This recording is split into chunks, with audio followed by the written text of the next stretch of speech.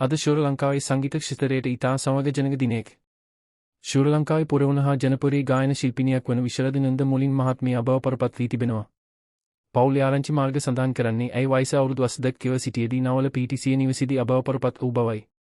1943 වසර අගෝස්තු 23 වනදා අලුත්ගම ලොවින්දුව පෙරදීසී උපත ලබා නන්ද මුලින් මහත්මිය කුඩා කල සිටම සොය ගායන හැකියාව පෙරදර්ශනය කළ ශිල්පිනියක්.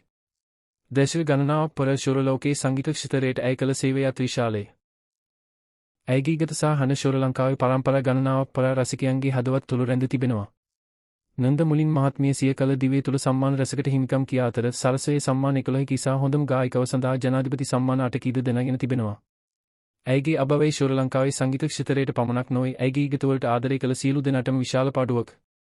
නන්ද මුලින් මහත්මියගේ අවසන් කටයුතු සම්බන්ධයෙන්ද පසුව තොරතුරු පරිකාශයට පත් කර තිබෙනවා. අපි ඇයට නොවන සේව පෙරාතන කරන අතර ඇයගේ පවුලි සමාජිකයන්ට සහ ආදරණීය රසිකයන්ට අපගේ සතුටේ සමගිය පළ කිරීම. නන්ද මුලින් මහත්මියගේ සුදු අමරණයේගේ හන ශ්‍රී ලෝකයේ සංගීත ඉතිහාසයේ සිදු කලකව රැඳ පවතින ඇති.